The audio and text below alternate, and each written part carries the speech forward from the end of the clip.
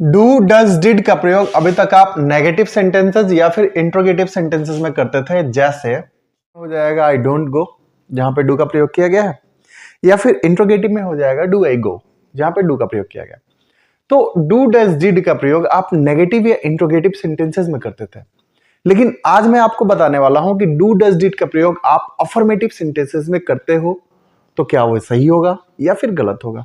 अगर गलत होगा तो क्यों गलत हुआ, अगर सही हुआ तो क्यों सही हुआ, और अगर सही हुआ तो इन वाक्यों का अर्थ क्या होगा। तो एक सेंटेंस देखते हैं। सेंटेंस है हमारा हेल्प मी, मतलब मेरी सहायता करो।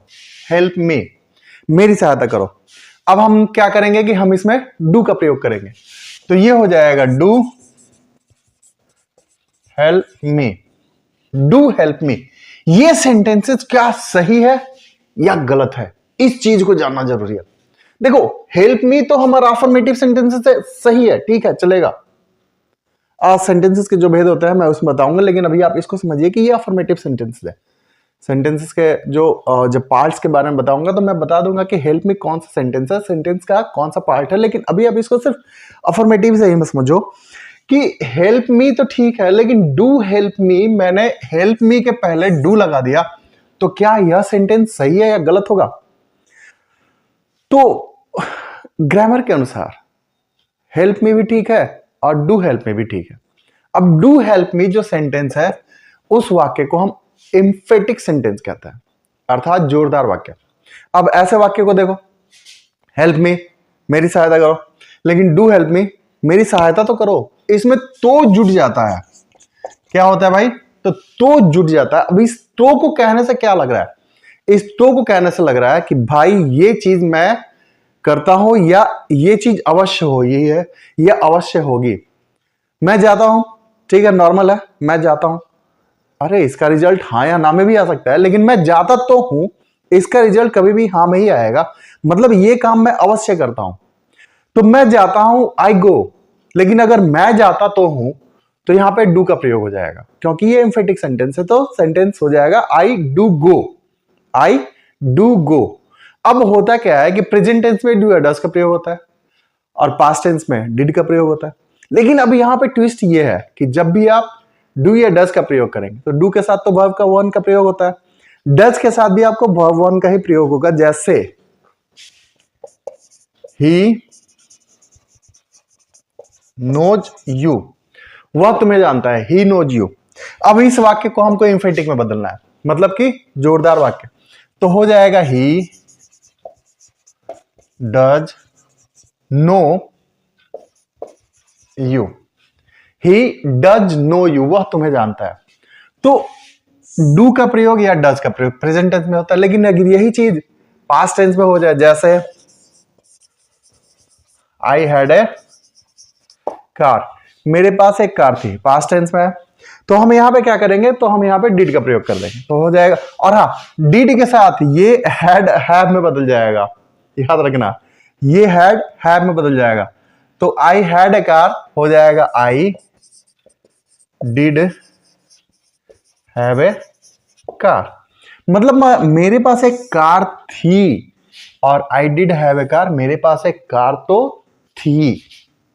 इस चीज को समझना जरूरी है कि डू डज डिड सिर्फ इंट्रोगेटिव या नेगेटिव के साथ ही प्रयोग नहीं होता है, do does did affirmative sentences के साथ भी प्रयोग में होता है, लेकिन जब वो होगा तो वाक्य का सेंस बदल देगा और वो सेंटेंस हो जाता है एम्फेटिक सेंटेंसेस, वो हो जाएगा जोरदार वाक्य। तो जोरदार वाक्य में जब भी हम प्रयोग में करते हैं, जोरदार वाक्य को जब अंग्रेजी में ट्रांसलेट करते हैं, तो हम उसके लिए सहायक क्रिया लेकर आते हैं डू डज डिड। डू और डज का प्रयोग होता है प्रेजेंट टेंस में और डिड का प्रयोग होता है पास्ट टेंस में। अब कुछ हिंदी के वाक्यों को हम अंग्रेजी में ट्रांसलेट भी कर लेते हैं, ताकि ये चीज भी हमें आसानी से समझ में आ जाएगी। जैसे एक सेंटेंस देखते हैं कि मैं पढ़ाता हूं, आई टीच, मैं पढ़ाता हूं, आई टीच। लेकिन अगर ये मैं कह दूं कि मैं पढ़ाता तो हूं, तो आई टीच प्रेजेंट सिंपल में है, तो इसकी सहायक क्रिया भी डू या डज में ही होगी। लेकिन आई चूंकि फर्स्ट पर्सन है, तो आई के साथ डू का प्रयोग करते हैं, तो वो हो जाएगा I do teach, I do teach. अब इस वाक्य का, इस सेंटेंस का अर्थ हो गया मैं पढ़ाता हूं, और इस सेंटेंस का वाक्य चेंज हो जाएगा, वो हो जाएगा मैं पढ़ाता तो हूं। ये एम्फेटिक सेंटेंस हो जाएगा। तो अगर आपको किसी वाक्य में जोर देकर बोलना है तो वहां पे आप वर्तमान काल में डू डज का प्रयोग कर दीजिएगा, और पास्ट काल में, पास्ट टेंस में आप डिड का प्रयोग कर दीजिएगा। एक और एग्जांपल देखते हैं। तो तुम्हारे पास एक गाड़ी है, तुम्हारे पास एक गाड़ी थी, यू हैड ए पेन, ही देख लो, यू हैड ए पेन, तो ये हो जाएगा you did have a pen. देखो इजी है, समझना बहुत ही आसान है, कोई तोप नहीं है ये। डू डज डिड के साथ हम वाक्यों को आसानी से बना सकते हैं। जब हम डू या डज किसी या डिड किसी वाक्य में प्रयोग कर देते हैं तो वो सेंटेंस हो जाता है हमारा एम्फेटिक, मतलब जोरदार वाक्य हो जाएगा।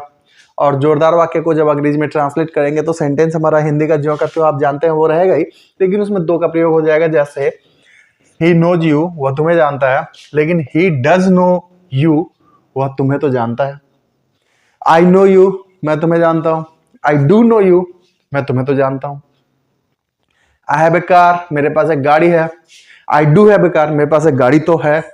जबरदस्ती वाली बात हो गई, एकदम सही बात है भाई। तो यानी कि डू डज डिड जब अफर्मेटिव सेंटेंसेस के साथ जुड़ जाते हैं ना, तो वो जोरदार वाक्य हो जाता है, और उनको हम अंग्रेजी में एम्फेटिक सेंटेंसेस कहते हैं। इस चीज को याद रखना, एग्जाम्स में दे देगा interchange of sentences to emphatic sentence. तो एम्फेटिक सेंटेंसेस के सिर्फ 3 एक्सुलरीज होते हैं। क्या होता है भाई? Do does did. अब आपको ध्यान रखना है, प्रेजेंट टेंस में डू डज का प्रयोग कर देंगे। अगर first person, second person plural number है तो डू का प्रयोग हो जाएगा, बाकी सबके साथ सिंगुलर नंबर्स होंगे तो हमारा डज का प्रयोग हो जाएगा। और जब वही चीज पास्ट टेंस में हो तो डिड का प्रयोग करते हुए हम जो वर्ब होगा उसका रूप बदल देंगे। तो बहुत ही आसान है, कोई टफ नहीं है, सिर्फ आपको समझने की जरूरत है। जैसे ही आप इसको समझिएगा आपके लिए आसान हो जाएगा। और इसमें से एक क्वेश्चन याद रखना, इसमें से एक क्वेश्चन आपके बोर्ड्स एग्जाम में पूछता है, वो चाहे स्टेट गवर्नमेंट का हो या सीबीएसई बोर्ड हो, वो एक क्वेश्चन इसमें से दे देगा। या तो ट्रांसलेशन में दे देगा या फिर इंटरचेंज दे देगा, सेंटेंस को बदलने के लिए दे देगा। तो इसको पढ़ना जरा सा आपके लिए जरूरी हो जाता है, इस पर ध्यान देना आपके लिए एकदम कंपलसरी है, आपको मार्क्स ये ला कर देता है।